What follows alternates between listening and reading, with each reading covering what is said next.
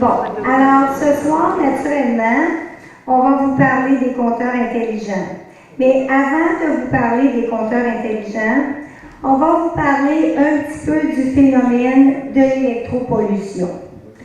Alors, on entend souvent le mot pollution, mais ce n'est que récemment qu'on commence à entendre souvent le mot électropollution. Pollution signifie un trop-plein, une surcharge. Alors, quand on parle de pollution électromagnétique, on parle tout simplement de surcharge électromagnétique. D'où provient-elle? Eh bien, la surcharge électromagnétique provient d'un accroissement considérable des activités et applications qui entraînent l'émission de champs électromagnétiques. Déjà en l'an 2000, les champs électromagnétiques représentaient la forme de pollution la plus répandue sur la planète, selon le Dr Robert Becker, 2 fois candidat au prix Nobel de médecine. Le boom des technologies sans fil a contribué de beaucoup à aggraver la situation. Autrefois, on parlait de téléviseurs, d'ordinateurs, de lignes électriques, d'appareils électriques, de tout ça.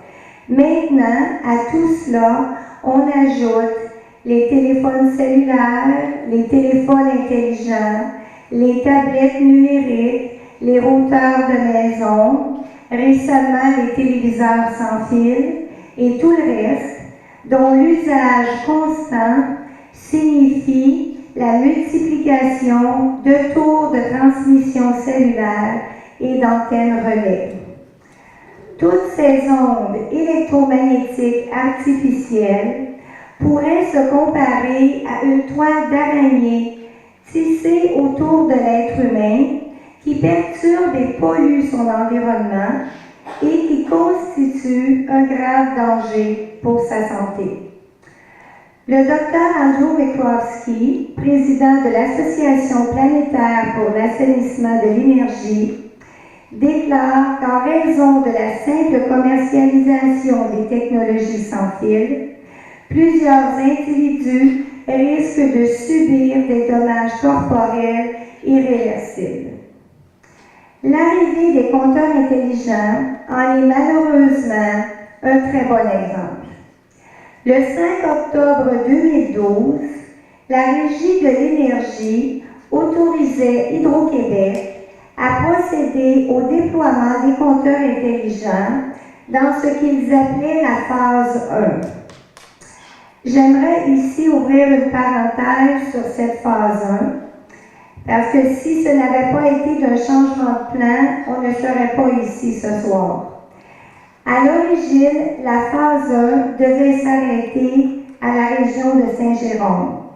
Un citoyen avait demandé à Mme Dubois, avocate de la Régie d'énergie, quelle était la limite nord de la phase 1, et on a toujours le courriel en main, et Mme Dubois avait répondu que le territoire de la phase 1 correspondait grossièrement au territoire de la communauté métropolitaine de Montréal et que la limite nord englobait la région de Saint-Jérôme. Pourtant, bien des citoyens d'un peu partout dans les Laurentides ont reçu dernièrement une lettre les avisant du changement imminent de leur compteur. On vient tout juste d'apprendre récemment qu'Hydro-Québec entend poursuivre le déploiement de ses compteurs jusqu'à Sainte-Véronique. Pourtant, lors des auditions de la Régie d'énergie, il avait été entendu qu'Hydro-Québec devrait se représenter devant la Régie pour obtenir l'approbation des phases 2 et 3 dans laquelle les Laurentides étaient comprises. Déjà au départ, le projet n'avait pas été prouvé rentable et il avait été estimé que dans cette région-ci, entre autres, en raison de la configuration montagneuse des lieux, que le projet serait très dispendieux et qu'il pourrait y avoir nécessité de beaucoup plus de routeurs, on va vous expliquer tantôt l'infrastructure, qu'ailleurs, afin que le signal soit plus puissant et puisse justement être transmis. Alors, ce changement soudain de plan, nous, on l'attribue à l'opposition qui a lieu dans la grande région de Montréal, car Hydro-Québec ne s'attendait pas à ce que les citoyens s'informent. Mais le mouvement d'opposition qui avait débuté à Villeray, dans le quartier Villeray, l'une des 3 zones pilotes choisies par Hydro-Québec, a vite pris de l'ampleur. Et lorsque le déploiement officiel a commencé en février dernier, à chaque fois qu'Hydro-Québec faisait son entrée dans une municipalité, il y avait des citoyens pour s'y opposer. Donc, malgré les rapports favorables que vous pouvez lire parfois dans les journaux, à savoir que le déploiement se déroule bien, en fait, il y a une grande résistance et un article dans le Devoir du 31 juillet dernier faisait mention du retard considérable qu'Hydro-Québec avait pris dans le déploiement de ses compteurs. Pourquoi tant d'opposition face à ces compteurs? Pourquoi les citoyens cherchent-ils tant à conserver leurs compteurs électromécaniques? Alors, pour bien comprendre les différents aspects des compteurs, je vais laisser la parole à ma fille Véronique. Alors, premièrement, je vais juste vous faire un petit résumé expliquant les différents types de compteurs qu'on a présentement ici au Québec. Si j'en ai après qui ont des questions ou quoi que ce soit, qui veulent identifier le compteur qu'ils ont à la maison, j'ai un petit album photo ici avec moi que je mettrai sur la table. Alors, vous pourrez au moins venir consulter ces photos-là. Alors, je vais vous parler de 3 principaux types de compteurs. Le premier, notre fameux compteur électromécanique, donc les anciens compteurs, ce sont des compteurs à roulettes. Ce sont des compteurs avec les 4 cadrans et avec une roue qui tourne. Ce sont des compteurs qui n'émettent aucune radiofréquence. Ça nécessite donc la prise de lecture au cadran, soit par un releveur, soit par vous-même. Il faut aller lire directement au compteur pour prendre la consommation d'électricité du domicile. Et après, Hydro-Québec est arrivé avec les compteurs émetteurs de radiofréquence. Ici, je vais faire la différence entre différents types de génération. Alors, vous avez premièrement les compteurs de première génération. Ça fait déjà un certain nombre d'années que les compteurs de première génération sont installés au Québec. Et lors des audiences de la Régie de l'énergie, le chiffre qui avait sorti, c'est qu'il y en avait déjà posé environ 800 000 à travers la province, que c'était des compteurs qui étaient posés sur toute construction neuve maintenant, lors de travaux, ou des fois tout bonnement, sans raison apparente, pour faire un test ou quoi que ce soit, ou comme ça, on change de compteur électromécanique pour un compteur de première génération. Un compteur de première génération est un compteur digital, donc on n'a plus de cadran à roulettes. La plupart, il y a différentes marques, mais la plupart qui ont été installées et qui sont installées maintenant sont des compteurs de marque e-tron. Et ce qui est important de vérifier, c'est le type. Alors, vous voulez voir le type C1SR, donc C1SR, R pour radiofréquence. Les compteurs de première génération, c'est des compteurs qui émettent des radiofréquences. Et contrairement à ce que la plupart des gens croyaient, c'est-à-dire qu'il y avait une pulsion, qu'il y avait une émission de radiofréquence lorsqu'on prenait la relève, okay? Parce que c'est des compteurs qui nécessitent quand même la présence d'un releveur. Sauf qu'au lieu qu'on va venir prendre la relève directement au cadran, on vient prendre la relève à courte distance, donc par exemple du camion dans la rue, et on active un appareil et on prend donc la lecture de la consommation d'électricité à courte distance. Mais contrairement à ce que les gens croyaient, c'est-à-dire que le compteur émettait lors de cette lecture-là, le compteur émet, dépendamment du modèle, à chaque 2, 5 ou 30 secondes, et ceci 24 heures sur 24 à l'année longue. ce qui vous fait des émissions de radiofréquence d'1 million à 15 millions de fois par année pour que les données soient disponibles 6 fois par année lorsque le releveur passe. OK? Ça, c'est les compteurs de première génération.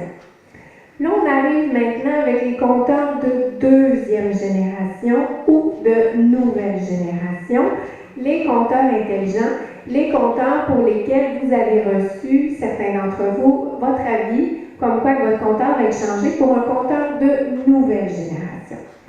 La différence de ces compteurs-ci, c'est que non seulement ils émettent des radiofréquences, mais ils en reçoivent aussi. OK? On nous installe un système qu'on appelle communicant. Donc, chaque compteur communique avec les compteurs voisins, créant une première toile de radiofréquence. Donc, si je prends juste compteur A, B, C, D, alors A va émettre à B, C, D, B va émettre à A, C, D, etc. Et va recevoir des radiofréquences aussi de tous les compteurs voisins, ce qui crée une réelle toile. Les émissions ici vont aussi être, lorsque ça a été mesuré sur le terrain, ça varie entre 30 secondes à 50 secondes. Donc, vous avez des pulsions, des émissions de radiofréquence à tous les 30 à 50 secondes, et ceci 24 heures sur 24 à l'année longue. La particularité aussi de ce système-ci, c'est qu'on n'a plus besoin que personne vienne prendre le relevé. Donc, on installe, en plus de ces compteurs-là, un système de collecte de données. C'est un système de collecte de données automatisé à l'aide de routeurs et de collecteurs. Dans mon petit album photo ici, j'ai aussi des images de routeurs. S'il y en a après à la pause qui voudraient voir en réalité, ça a l'air de quoi. Et les routeurs ont le potentiel de communiquer avec des milliers de compteurs. Donc, les compteurs envoient leurs données à ce routeur-là. Donc, non seulement ils communiquent avec les compteurs, mais ils envoient les données à ce routeur-là. Et le routeur, à son tour, communique avec les compteurs environnants. Si je prends l'exemple du projet pilote à Villeray, où ils avaient planifié installer 18 000 compteurs, ils ont installé 16 routeurs, ce qui fait une moyenne de 1125 compteurs environ pour un routeur. Donc, c'est tout ce système-là qui communique ensemble.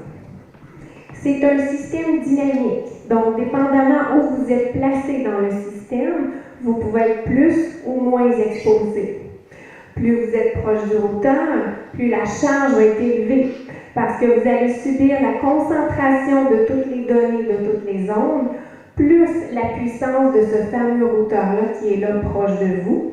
Et dans ce sens-là, ça crée une iniquité parce que plus on est proche du routeur, plus on est exposé.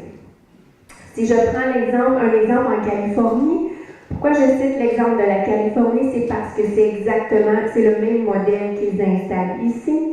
Et en Californie, lorsqu'ils ont mesuré sur le terrain, on parlait des émissions proches du routeur jusqu'à 190 000 fois par jour, donc c'est-à-dire environ 2 fois par seconde.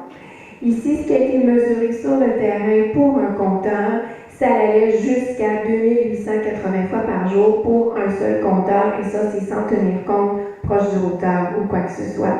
Donc, vous avez des pulsions de radiofréquence continuelles à longueur de journée à l'année longue. Ce que je veux dire par pulsion, c'est que ce n'est pas un signal continu. Le compteur pulse, arrête, pulse, arrête. C'est ça que je veux dire par ça. Et contrairement à ce qu'on voit des fois, on a déjà vu des petites vidéos promotionnelles que les ondes voyageaient en parfaite ligne droite, qui contournaient les maisons, qui nous évitaient ou quoi que ce soit. Alors malheureusement, ce n'est pas comme ça que ça voyage dans la réalité. Alors échappez un caillou dans l'eau, vous avez des cercles concentriques. Voilà plutôt à quoi ressemblent les ondes. Dépendamment des matériaux, il y a des matériaux qui sont plus poreux que d'autres. Donc, les ondes peuvent passer à travers les murs, vont pénétrer votre domicile. Et dépendamment encore là des matériaux autour de vous, de votre placement dans le système, du placement des compteurs de vos voisins aussi dans le système, vous allez être plus exposé que d'autres, dépendamment où vous êtes. Un petit point aussi, ce qu'il faut tenir compte, c'est que C'est seulement la bulle qui est changée. Hein? La boîte grise et tout le reste, c'est à vous, ce n'est pas changé. Donc, on ne change pas l'emplacement des compteurs, on ne change que la bulle. Et cet emplacement-là, à l'origine, n'avait pas été fait pour des compteurs émetteurs de radiofréquence. C'est des emplacements qui avaient été faits pour des compteurs électromécaniques. Ce qui fait qu'on retrouve des compteurs regroupés. Hein, j'ai déjà vu, j'en ai aussi quelques photos ici dans mon album, 25 compteurs un à côté de l'autre, 6 compteurs dans une cuisine, un compteur dans une chambre à coucher. Quelqu'un qui dort, puis l'autre bord du mur, elle a 3 compteurs. Et là aussi vient le principe du choix, parce que non seulement sur mon mur de maison, j'ai mon compteur, mais j'ai aussi les compteurs de mes copropriétaires ou de colocataires ou quoi que ce soit. Alors, c'est un projet qui a de multiples impacts. On va vous parler de principalement 3 impacts. L'impact sur la vie privée, sur la facturation et bien sûr sur la santé. Alors, je recède la parole à Francine. Véronique vous disait qu'il y a plusieurs aspects à ces compteurs. En fait, il y a 3 principaux aspects qui sont contestés. Il y a l'aspect de la vie privée, il y a l'aspect de la facturation et bien sûr, il y a l'aspect de la santé qui, selon nous, est le plus important. Alors, si on effleure un peu l'aspect de la vie privée, c'est que dans la vidéo, l'ingénieur, ce qu'il explique, c'est que ces compteurs-là, effectivement, peuvent vous surveiller de très près. Ils peuvent détecter si quelque chose est allumé ou éteint. Ils envoient les données via les compteurs de vos voisins par réseau sans fil à Hydro-Québec. Et ces données permettent à Hydro-Québec d'obtenir un profil détaillé de votre consommation journalière. Ils peuvent même savoir si vous dormez, êtes en vacances, si vous opérez un commerce à domicile.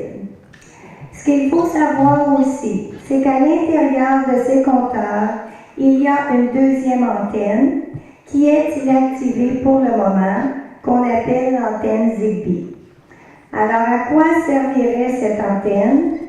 Eh bien, cette antenne pourrait servir à ce que le compteur communique avec les nouveaux appareils électroménagers qui seront munis d'une puce. Tantôt, Véronique vous parlait de toile de radiofréquence. Eh bien, ce système-là va créer une autre toile de radiofréquence à l'intérieur de votre domicile. Hydro-Québec pourra, à ce moment-là, savoir exactement quel appareil vous utilisez et à quel moment précis de la journée. Et cela pourrait même lui permettre éventuellement d'intervenir dans l'utilisation des appareils. Maintenant, si on passe à la facturation, peut-être que certains d'entre vous aviez vu l'an dernier un article dans le Journal de Montréal où des citoyens aux prises avec les nouveaux compteurs intelligents rapportaient une hausse de facture. Et cette hausse de facture, parfois, pouvait s'élever à 100 et même un peu plus pour 2 mois, pour une période de 2 mois. Encore récemment, comme de plus en plus de gens sont aux prises avec ces compteurs, plusieurs nous téléphonent pour nous dire que leur facture a augmenté et cela même sans avoir rien changé à leurs habitudes de consommation. Et lorsqu'ils téléphonent chez Hydro-Québec pour questionner cette hausse, on leur répond que probablement leur ancien compteur ne fonctionnait pas bien. Alors, en Ontario, une société qui prenait des sondages, qui effectuait des sondages auprès des consommateurs, a rapporté que les Ontariens avaient vu leur facture augmenter de 15 à 20 %. Et dernièrement, la Régie de l'énergie de l'Ontario a aussi approuvé des frais additionnels qui s'appellent tout simplement frais de compteur intelligent qui s'ajoutent en plus à votre facture. Alors, ceci, c'est pour couvrir un petit peu l'aspect facturation, on pourra y revenir, Mais je voudrais ajouter, avant de terminer sur cet aspect-là, que les compteurs intelligents sont plus dispendieux à fabriquer et que leur durée de vie est beaucoup moindre. Lorsqu'on parle de compteurs électromécaniques, on parle d'une durée de vie moyenne de 20 à 35 ans. Il y a même des citoyens qui nous ont rapporté, parce qu'on peut voir la date sur le compteur, qu'il y a des compteurs qui étaient installés depuis 50 ans. Alors que pour les nouveaux compteurs, au départ, on parlait d'une durée de 15 ans et maintenant, on parle souvent d'une durée de 10 ans. Ce qui faisait dire au spécialiste en énergie, M. Blain, dans l'article du Devoir, qu'au rythme où le déploiement va, il se pourrait même que les compteurs soient à changer alors que le déploiement se termine à peine. Si j'ai de l'électricité, si j'ai une tension sur le câble, j'ai un voltage, mon circuit électrique est ouvert, je vais avoir un champ électrique. Si j'ai une lampe chez moi, par exemple, une lampe filée qui est branchée dans le mur et que le circuit est ouvert, je vais avoir une présence de champ électrique. Si j'allume la lampe, que je fais une utilisation de cette électricité-là, je rajoute un champ magnétique. Je vous le résume. Ça vient d'un maître électricien aussi. OK? Et après ça, j'ai une troisième catégorie, radiofréquence micro-ondes, présente avec toute technologie sans fil. Présent ou avec un four à micro-ondes en utilisation ou toute technologie sans fil. Donc, ce que j'ai dit tantôt pour le compteur électromécanique, c'est qu'il n'émet pas de radiofréquence, il n'émet pas de micro-ondes.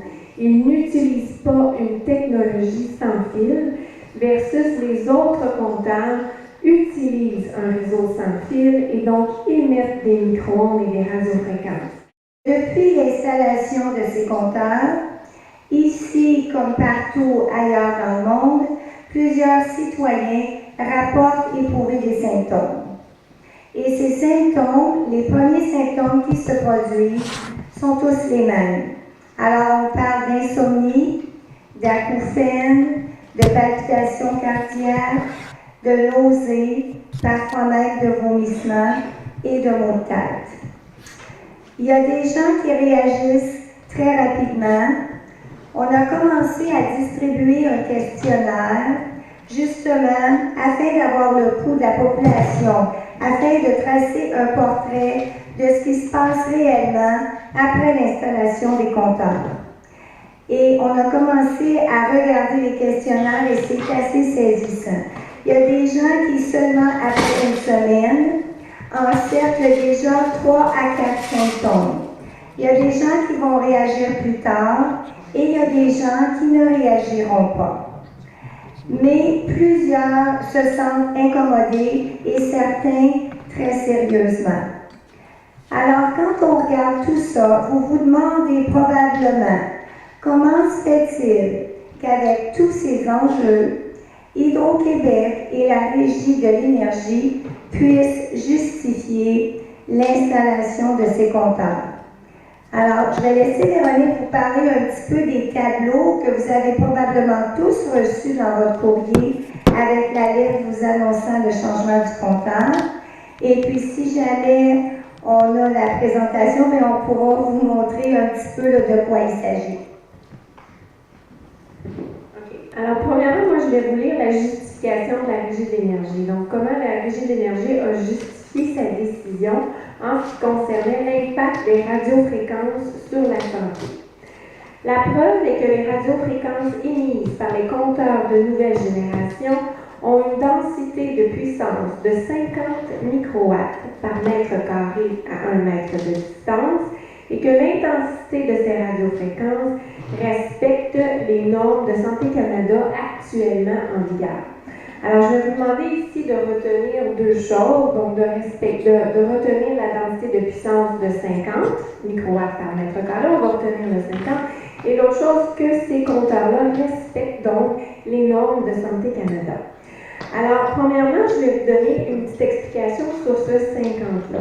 On avait reçu effectivement dans notre courrier des brochures et c'était un petit tableau qui comparait le compteur de nouvelle génération avec four à micro-ondes, cellulaire, Wi-Fi, etc. Et on nous rapportait que l'émission du compteur de nouvelle génération A50 était beaucoup plus faible que les autres appareils. Si on remarquait par contre le titre, les sous-titres sur cette brochure-là, donc du côté des appareils micro-ondes cellulaires, etc., on parlait d'intensité, de puissance, de pulsion, et sur l'autre côté, les compteurs, on parlait d'intensité moyenne, où est-ce qu'il était marqué le 50 du compteur, et la brochure était effectivement séparée en deux par une ligne. Donc, d'un côté, on nous comparait les pics de puissance, parce qu'effectivement, comme on a dit tantôt, c'est une onde pulsée. Donc, c'est une onde qui émet, arrête, émet, arrête. Il y a donc une différence entre l'émission maximale et une intensité moyenne. Lorsqu'on leur a demandé, parce qu'on a posé la question à quelques reprises, à savoir ce 50 venait là, et justement, à un moment donné, nous, à Laval, Hydro-Québec était venu tenir les petits kiosques d'information, et la personne on lui a demandé comment est-ce qu'il est arrivé à l'heure 50, et la seule réponse qu'on avait, c'est que c'était des firmes qui avaient pris cette mesure-là, et c'était les données qu'il y avait. Finalement, quand on a demandé à la personne sa formation, elle était quoi, elle nous a répondu qu'elle était une étudiante de première année à l'Université en relations internationales. Alors, c'est la personne qui nous avait envoyé pour répondre à nos questions. OK? Donc, par contre, ce qu'on sait, c'est que c'est une intensité moyenne. C'est une intensité moyenne, en fait, qui mesure sur 6 minutes. Donc, si j'ai une voiture et je suis sur une lumière rouge et que je suis à 0 km/h et après que je roule pendant 3 minutes à 100 km/h, je pourrais très bien dire que j'ai roulé à une vitesse moyenne de 50 km/h, mais je n'ai jamais roulé à 50 km/h. J'étais à 0 et j'étais à 100. C'est ce qu'ils font ici. Ils prennent une moyenne dans le temps sur 6 minutes.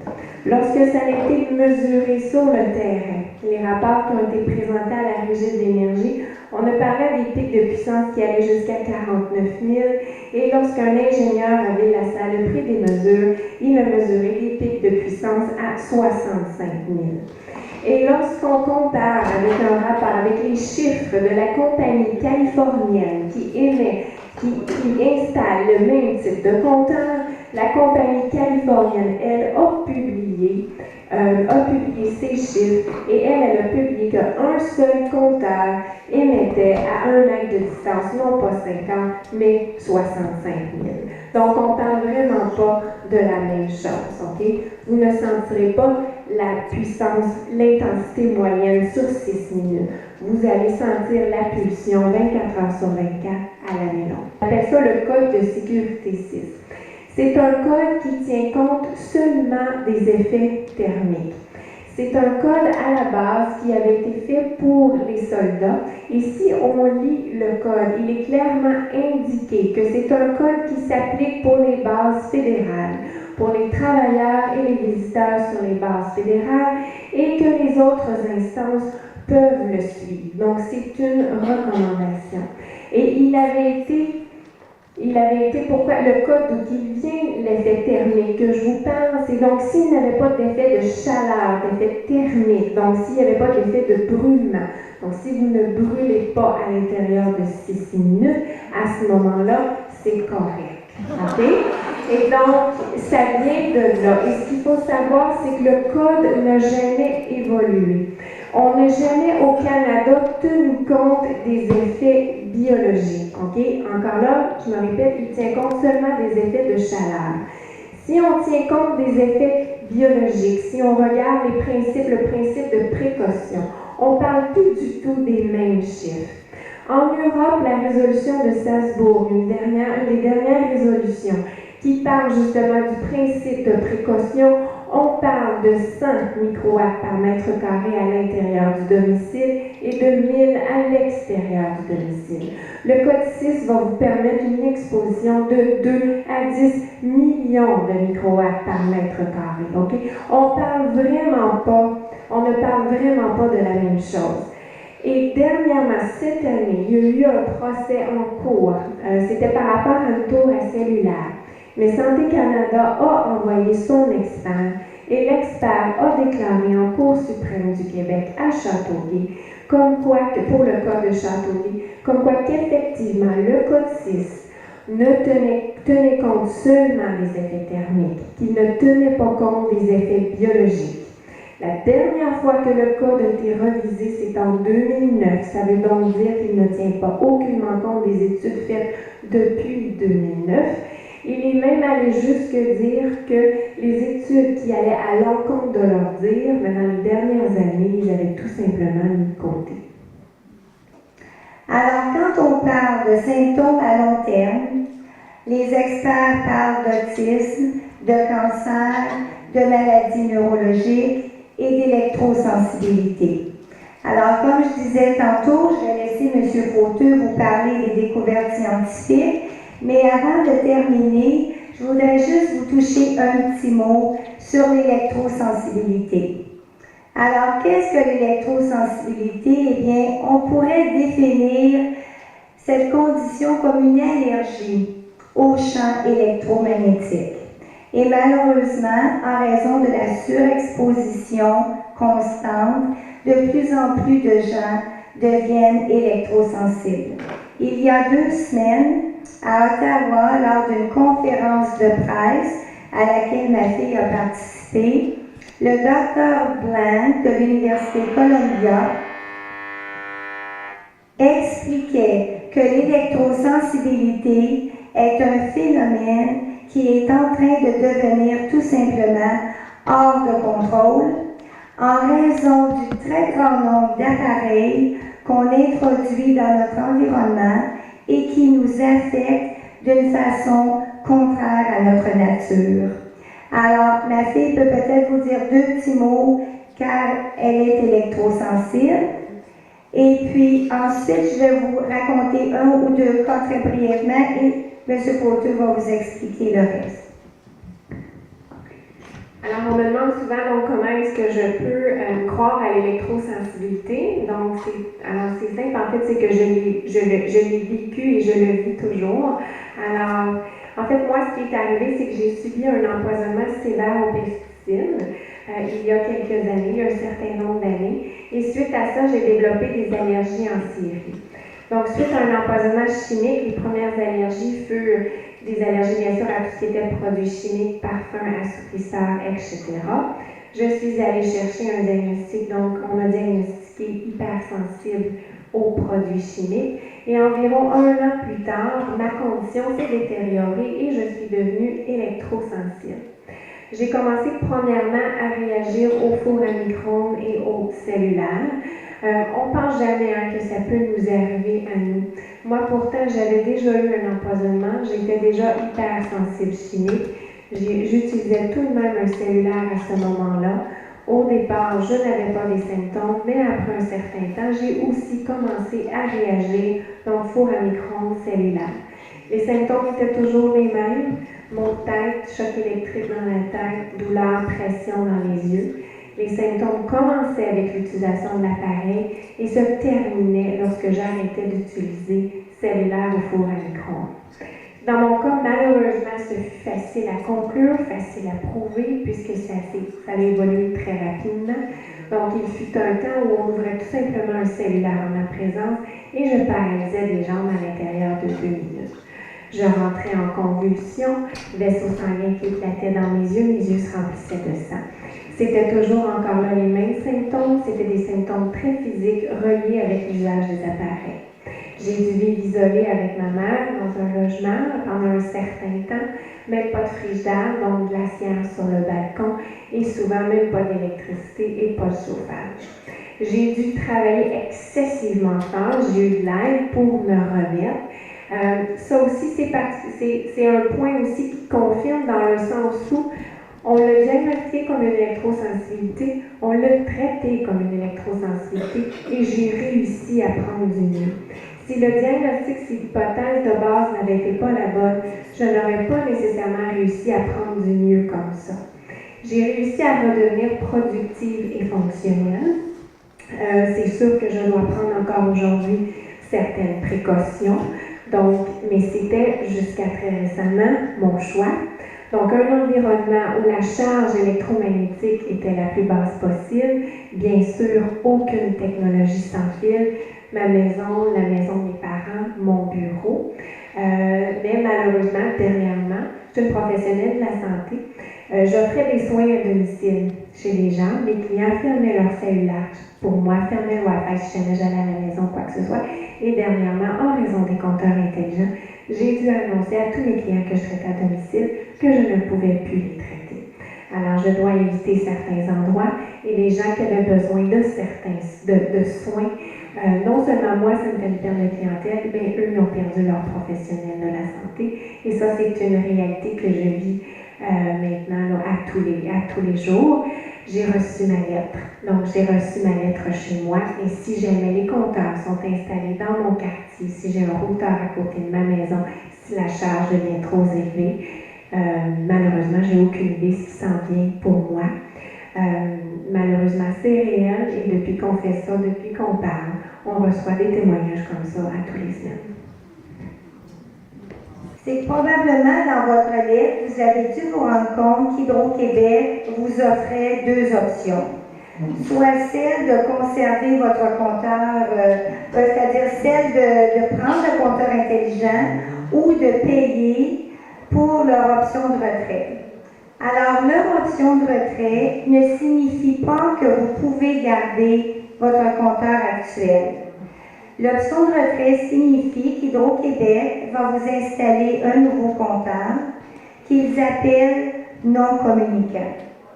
Ici, je vais ouvrir une petite parenthèse pour le compteur non communicant parce qu'il y a beaucoup de gens qui nous demandent est-ce que ce compteur-là émet?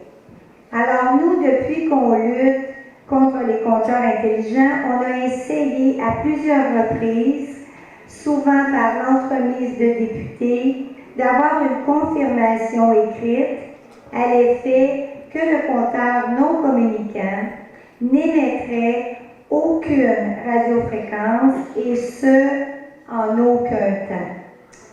On n'a jamais été capable d'avoir la confirmation écrite et dernièrement, par l'entremise d'un député, on a reçu une réponse qui nous disait que le compteur non communicant émettait lors de la lecture. Est-ce qu'on peut croire le courriel? Oui ou non? Parce que depuis le début, on reçoit tellement d'informations, puis ensuite d'informations contraires, mais c'est la dernière réponse qu'on avait reçue.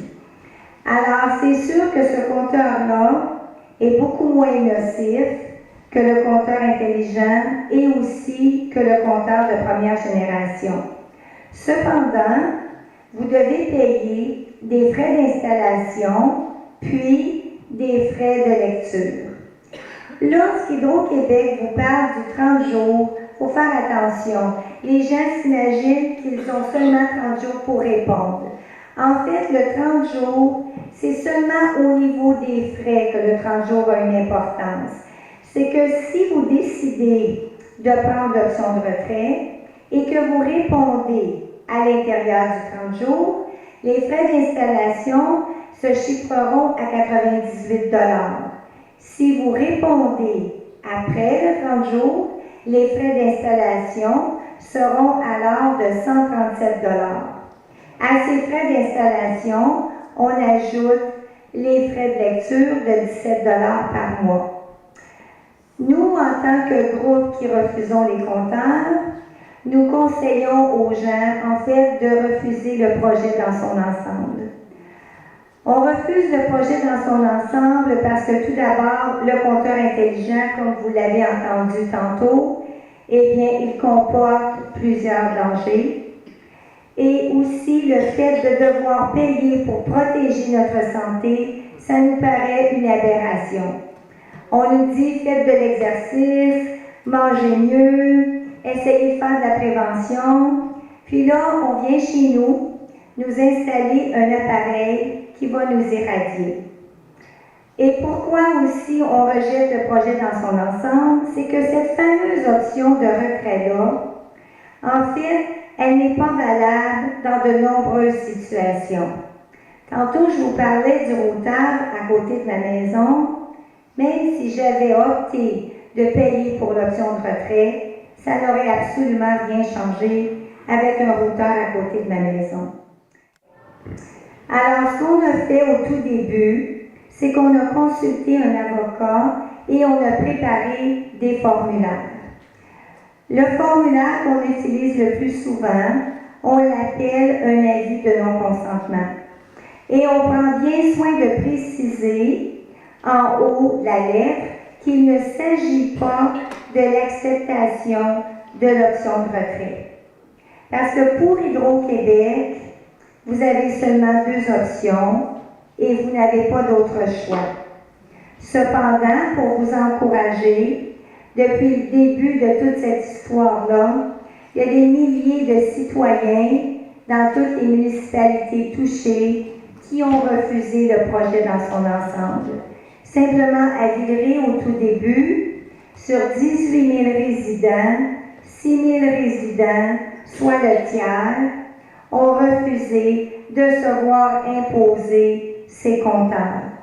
Et ces gens-là n'ont jamais reçu de facture depuis. Parce que souvent, les gens craignent que s'ils refusent, c'est d'ailleurs ce que les installateurs vont vous dire. Alors, je ne vous le cacherai pas parce qu'il faut que vous soyez bien préparés. Les installateurs vont vous dire, vous allez payer une amende ou vous allez devoir payer. Mais attention, vous allez payer si vous prenez, encore une fois, l'option de retrait. Mais les milliers de citoyens qui ont choisi de tenter de garder leur compteur actuel n'ont pas reçu de facture, moi-même y compris. Et la raison est bien simple. Lors de la séance de petit kiosque d'information qui s'est tenue à Laval, eh bien, nous avons posé la question à M. Cloutier d'Hydro-Québec, qui est un des responsables du projet, en lui parlant justement du fait que les installateurs n'arrêtaient pas de dire aux gens qu'ils allaient devoir payer. Et il a été obligé de nous concéder que les installateurs n'étaient pas en droit de dire cela aux citoyens et qu'Hydro-Québec et la Régie d'énergie, actuellement, n'avaient pas le droit de charger des frais à ceux qui conservaient leur compteur.